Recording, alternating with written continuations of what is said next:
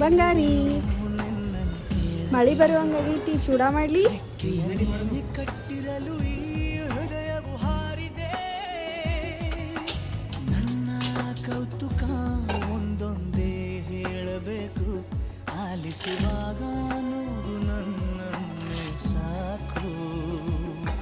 ಸಹವಾಸ ದೋಷದಿಂದ ಸರಿ ಹೋಗಬಹುದು ನಾನು, ನನಗಾಗಿಯೇ ಕಾದಿಟ್ಟುಕೋ ಹಠವೊಂದನ್ನು ಕೆಣಗುವ ಮುನ್ನವೇ. ಪರವಶನಾದನು ಹರಿಯುವ ಮುನ್ನವೇ, ಪರಿಚಿತನಾಗಲಿ ಹೇಗೆ